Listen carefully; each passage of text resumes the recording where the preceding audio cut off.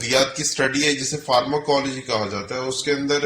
کن کن چیزوں کا دھیان رکھا جاتا ہے؟ اس میں پہلے جو دو پارٹس ہیں وہ یہ ہے کہ فارمیکوکائنیٹکس اور فارمیکوڈائنامکس کیا چیز ہوتی ہے۔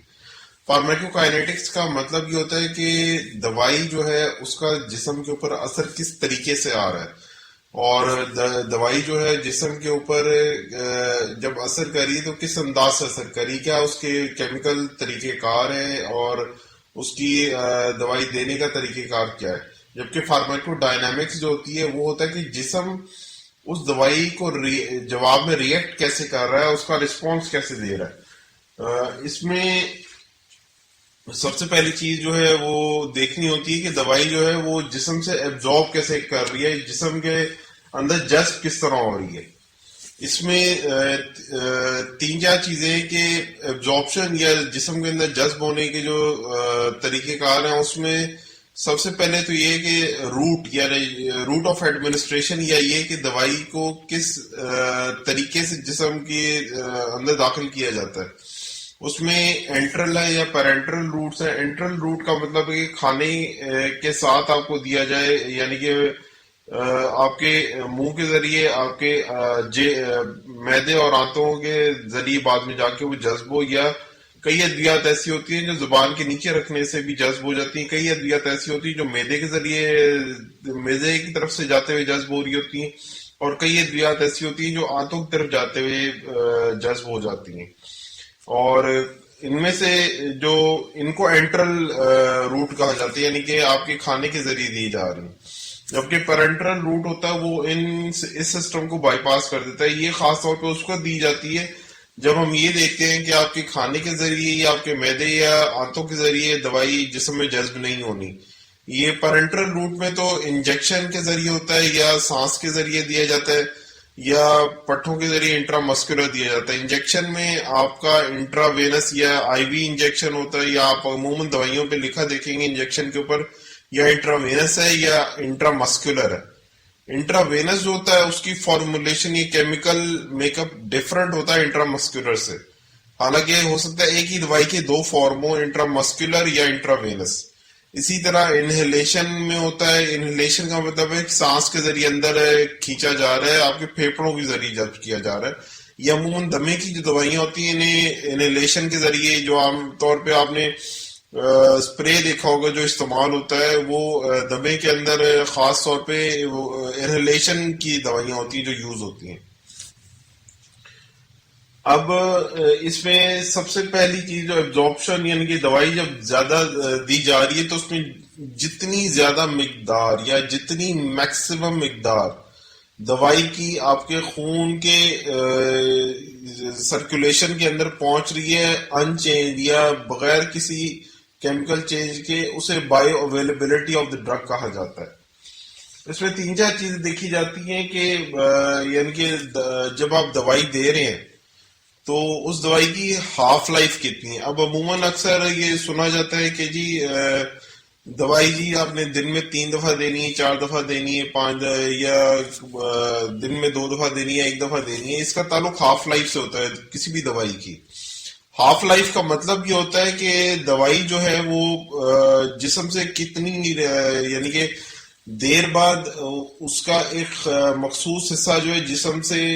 ریموو ہو رہا ہے، یعنی کہ آپ کے جگر اور آپ کی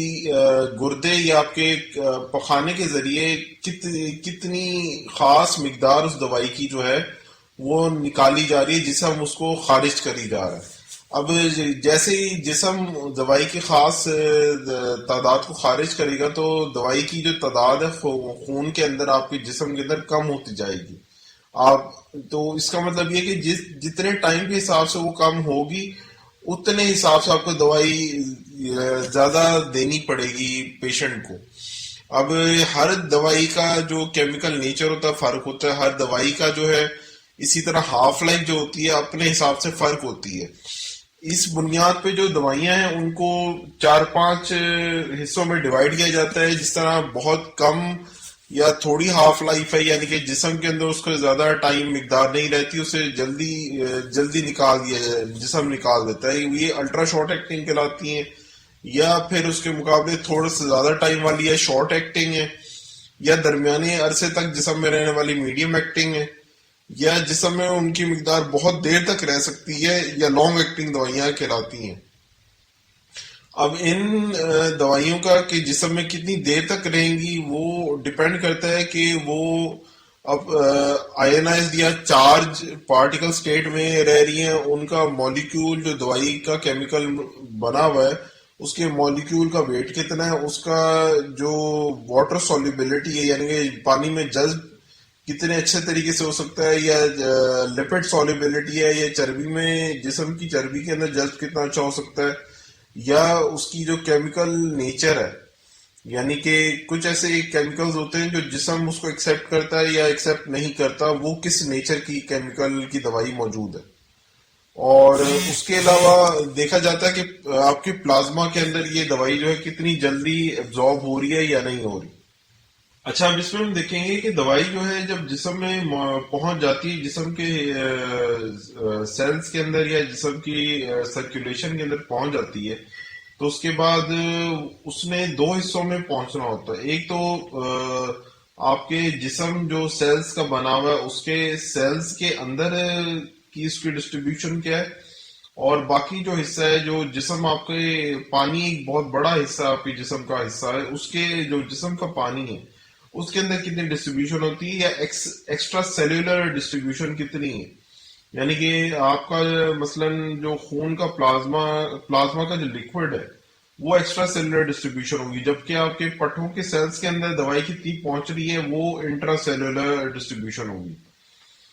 اب اسی طرح دیکھا جاتا ہے کہ جو ڈسٹریبیوشن ہے وہ آپ کی زیادہ والیوم کے، یعنی کہ والیوم آپ کا ایکسٹرا سیلولر زیادہ ہے کہ انٹرا سیلولر والیوم زیادہ ہے، یہ ڈیپینڈ کرتا ہے کہ آپ کے جسم کی بناوٹ کیسی ہے۔ اسی طرح جب ہم دوائی دیتے ہیں تو یہ دیکھا جاتا ہے کہ یہ دوائی جو ہے آپ کے بلڈ برین بیریئر، آپ کا جو جسم ہے اس کے جو خون کی رگیں ہیں ان کے اور دماغ کی رگوں کے درمیان ایک خاص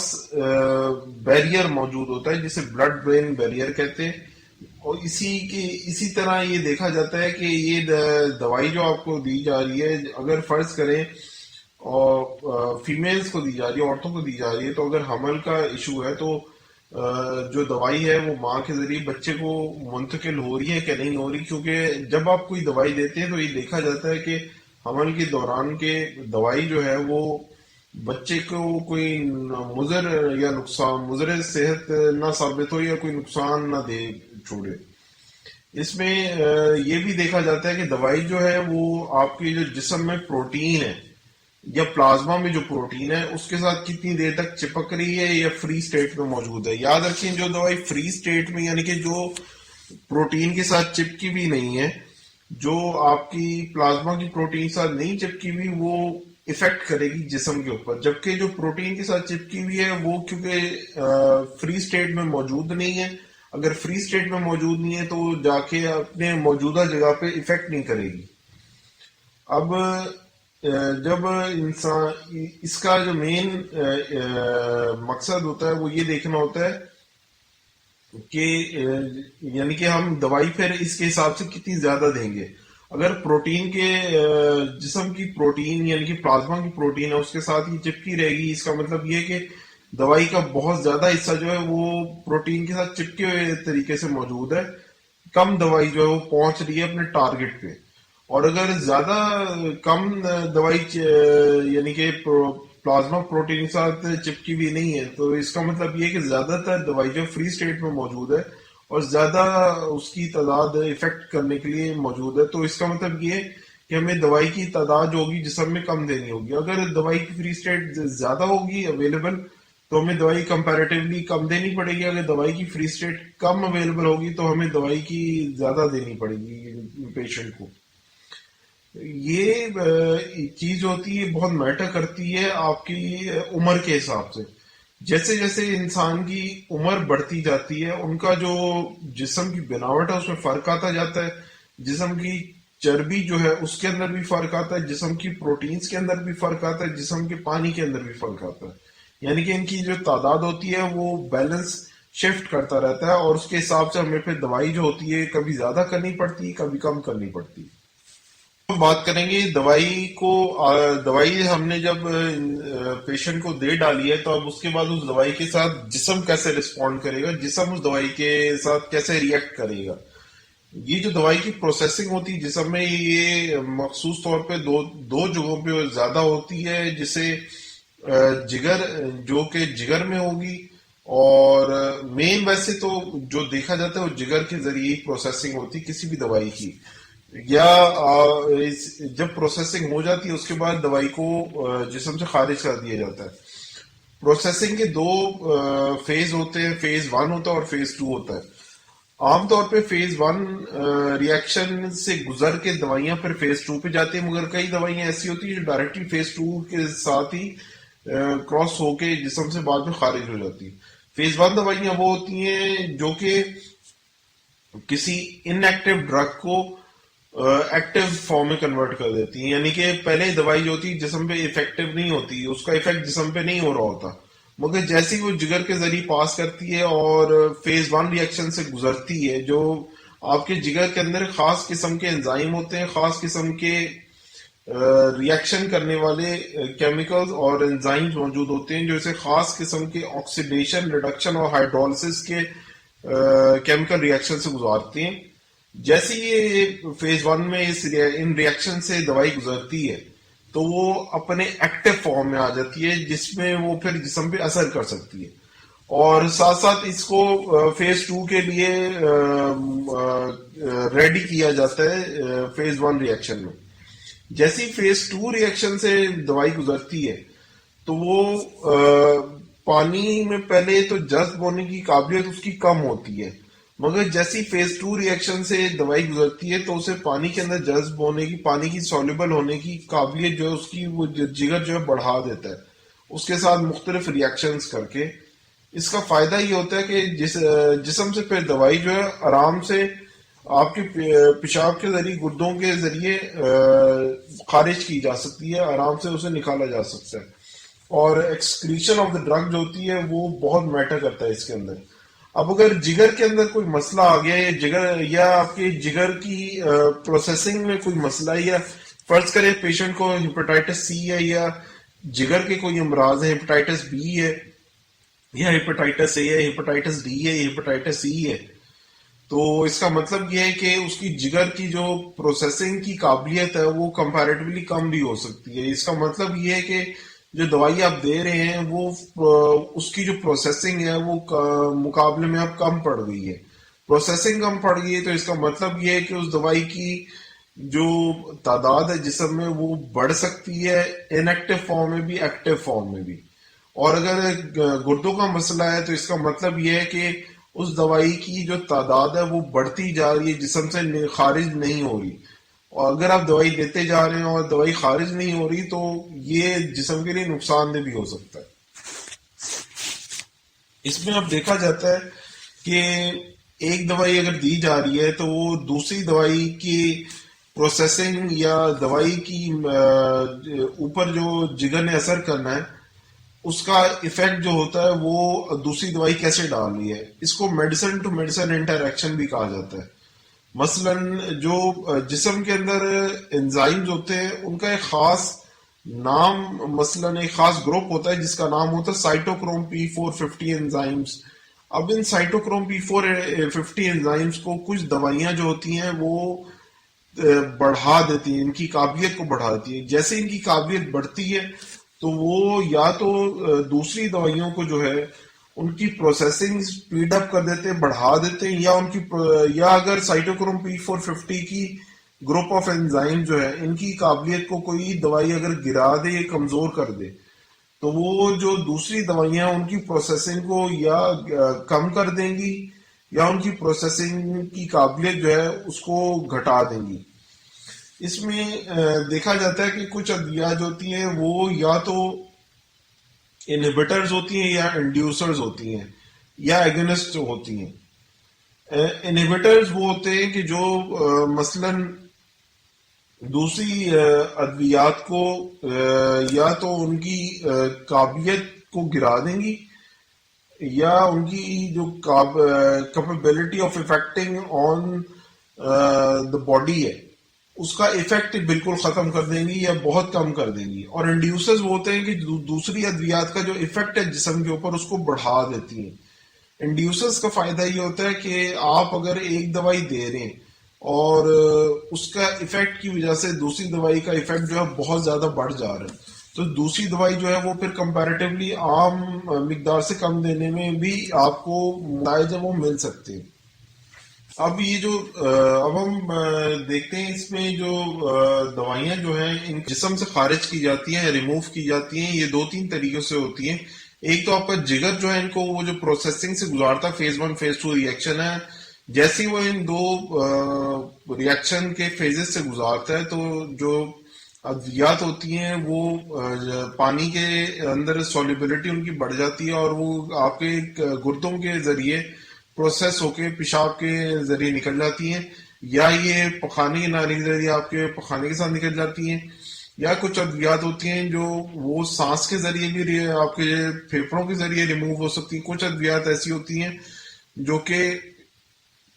آپ کے خون کے اندر جو کچھ انزائم جیسے ہوتے ہیں جو کہ ان کے ساتھ ریئیکٹ کر کے ان کو جسم سے خارج کرا سکتے ہیں. مگر زیادہ تر جو دو بڑے خاص روٹس ہوتے ہیں وہ پخانے کے ذریعے اور آپ کے پیشاب کے ذریعے ان کی ریموول جو ہے وہ سب سے زیادہ اہم ہوتی ہے. اب یہ دیکھنا ہوتا ہے کہ دوائی کتنی زیادہ کتنی مقدار سے خارج ہو رہی ہے جسم سے. مثلاً ایک ہوتا ہے کہ خاص فریکشن یا ایک مخصوص تعداد جو ہے ایک خاص fraction of the total drug. مثلاً آپ کو اگر دوائی دی جا رہی ہے تو اس کا مخصوص 10% حصہ یا 5% حصہ اگر جسم سے خارج کیا جا رہا ہے ہر گھنٹے کے بعد یا ہر آدھے گھنٹے کے بعد یا ہر 5 گھنٹے کے بعد اسے فرسٹ آرڈر کائنیٹکس بولتے ہیں. مگر اسی طرح کچھ ادویات ہوتی ہیں جن کا ایک خاص تعداد یا مخصوص تعداد کانسٹنٹلی مثلاً 5 گرام ملی گرام جو ہے وہ کانسٹنٹلی ہر گھنٹے ریموو ہو رہی ہے یا 5 ملی گرام کانسٹنٹلی ہر 2 گھنٹے 3 گھنٹے بعد ریموو ہو رہی ہے. اسے زیرو آرڈر کائنیٹکس بولتے ہیں.